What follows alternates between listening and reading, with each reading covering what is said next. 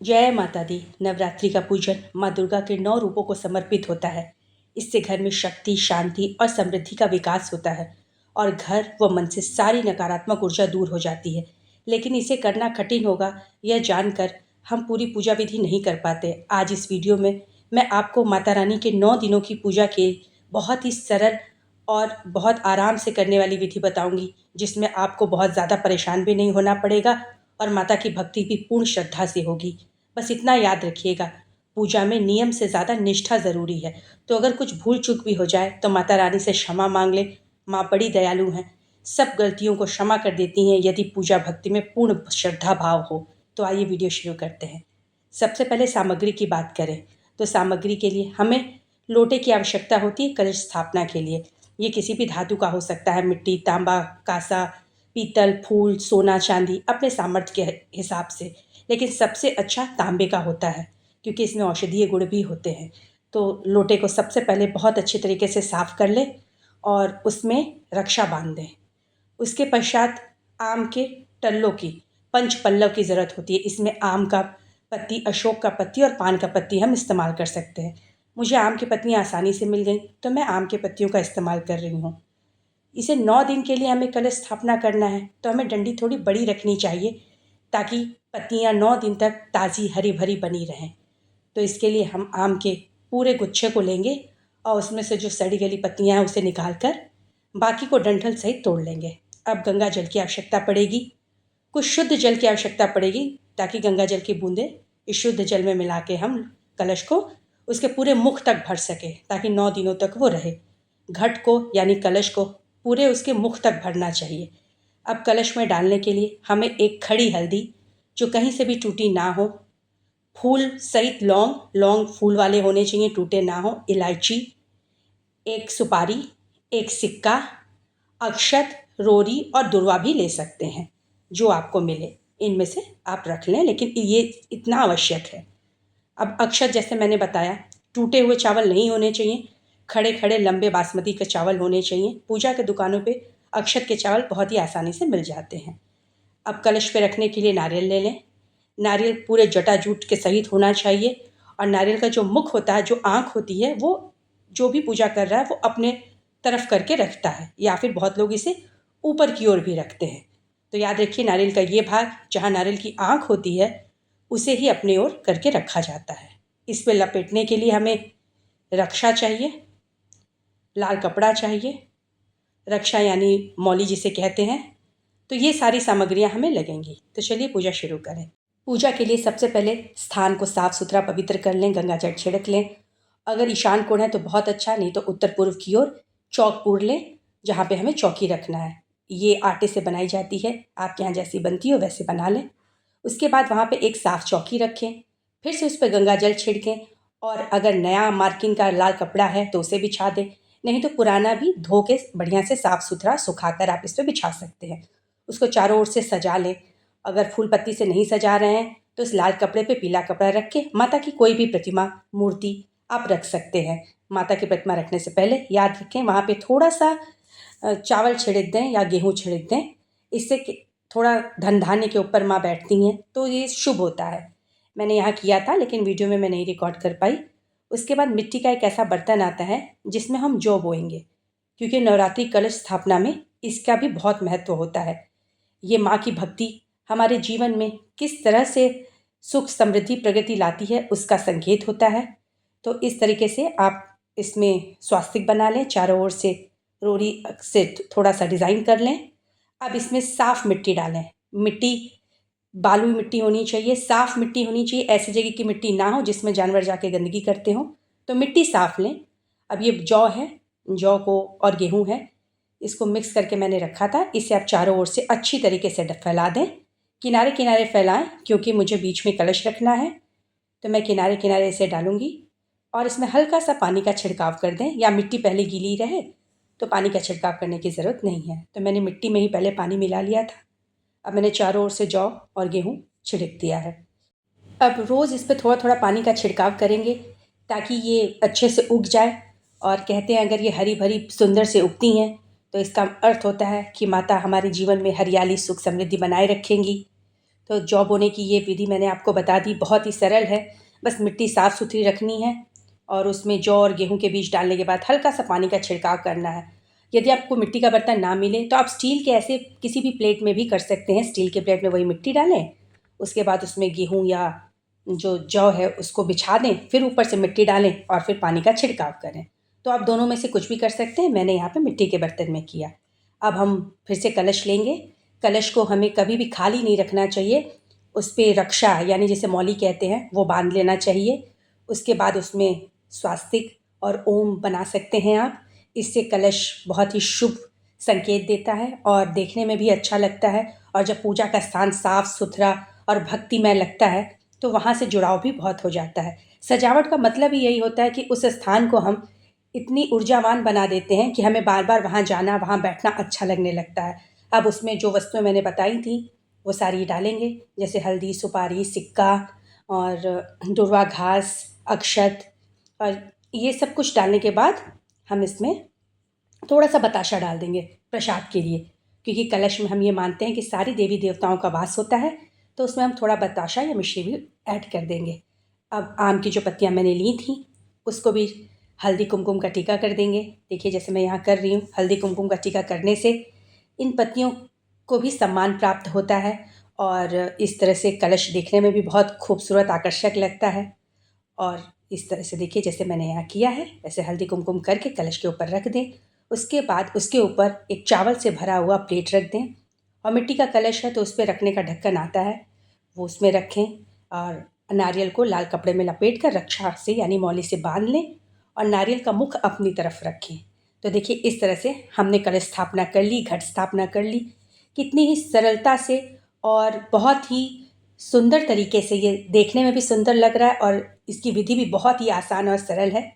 तो इस तरह से घट स्थापना आप जौ के साथ कर सकते हैं, जौ के पात्र में ही आप घट स्थापना कर सकते हैं। उसके बाद फिर उसमें अक्षत, रोरी, मौली, आप सब जो भी फूल पत्ते हैं उससे आप उसको पूजा कर सकते हैं। लेकिन यदि आपको जौ नहीं बोना है, आप जौ नहीं लगा रहे हैं और केवल कलश स्थापना कर रहे हैं, तो कैसे करें? तो चौकी पे ही जो जैसे मैंने कपड़ा बिछाया था उस पे चावल बिछा लें, उस पे अष्टदल कमल बना लें। ये बहुत ही आसान होता है। देखिए जैसे यहाँ पे मैं कर रही हूँ, पहले 2 लाइन ऐसे बनाएं फिर तिरछी काट दें, अष्टदल कमल बन जाता है और ये बहुत ही खूबसूरत देखने में लगता है। इसके ऊपर फिर हम कलश की स्थापना करेंगे। अगर आप जौ के पात्र के साथ करना चाह रहे हैं तो जैसे मैंने पहले बताया वैसे, और नहीं तो अगर आप जौ नहीं लगाना चाह रहे हैं, केवल कलश बिठा के साधारण तरीके से माँ की पूजा करना चाह रहे हैं, तो वो जो मैंने पूरा कलश तैयार किया था उसे इस अष्टदल कमल के ऊपर रख दें। कभी भी सीधे कलश को चौकी के ऊपर नहीं रखना चाहिए। सब उस पर ज़रूरी है कि आप अक्षत या ये गेहूँ से भी कर सकते हैं, चावल से भी कर सकते हैं। आप अष्टदल कमल बना लें। अगर कमल नहीं बन पा रहा है आपसे तो आप साधारण तरह से गोल बना के उसके ऊपर कलश रखें। तो आपने देखा किस तरीके से जौ के पात्र में मैंने यहाँ पे कलश स्थापना की, घट स्थापना की है, और बिना जौ के पात्र के भी आप सीधे चौकी पर कलश की स्थापना कर सकते हैं। अब मैंने जो पहले जौ के पात्र के साथ किया था मैं उसको लेके आगे चलती हूँ। तो अब अखंड ज्योति कैसे बनाएं? तो अखंड ज्योति के लिए आप मिट्टी का बड़ा कोई दिया ले लें। याद रखें अखंड ज्योति के लिए दिया बड़ा ही लेना चाहिए और बाती भी उसकी बड़ी होती है। नहीं तो बाज़ार में जो मिलता है अखंड ज्योत आप वो ले सकते हैं। वो ज़्यादा आसान होता है क्योंकि उसमें बत्ती लगाने के लिए अंदर पूरा विधि बना होता है, बहुत ही अच्छे तरीके से उसमें बत्ती देर तक टिक जाती है। तो मैंने यहाँ पे जो बाज़ार में मिलता है अखंड ज्योत का दिया वो लिया है। अब इसके लिए बाती कैसे बनाएं? तो इसकी बाती भी बाज़ार में मिलती है, मौली की बाती होती है और वो 1.25 मीटर लंबी बाती होती है। तो जैसे आप देख रहे हैं ये मौली की बाती है जो बाज़ार में मिलती है। इससे आप 1.25 मीटर खुद नाप लें या 1.25 मीटर बाती कह के आप दुकान से भी ले सकते हैं। अब 1.25 मीटर कैसे है? तो इसको उंगलियों में फंसाकर अपने कोहनी तक देखें वो 1 मीटर हुआ, और फिर एक हथेली तक करके आप इसे इस तरह 1.25 मीटर नाप के आप इसकी बाती बना लें। अब जो भी मैंने यहाँ पे ऐसे बाती जैसे मैं ले रही हूँ इसको मैं दोहरा कर दूँगी और उसको दोनों को अच्छी तरीके से गूँथ दूँगी ताकि बाती मोटी हो जाए और देर तक चले। आप चाहें तो मौली की जगह कच्ची रुई की बाती भी बना सकते हैं। उसे भी ऐसी कच्ची रुई ले लें और उसको ऐसे पतला पतला करते हुए लंबा करते चलें और उसे 1.25 मीटर तक इसी तरह लंबे में फैला लें और बाद में उसे एक साथ इकट्ठा कर लें। लेकिन मुझे तो मौली की बाती अच्छी लगती है, ये पूरे तरह से समान होती है और एक सीध में जलती है। तो मौली की बाती ज़्यादा अच्छा है, इसमें ज़्यादा ताम झाम भी नहीं, मेहनत भी कम है। तो मौली की बाती को ले लें और अखंड जोत में इस तरह से नॉब होता है, उसे खोल कर उसमें इसे बढ़िया से सेट कर लें।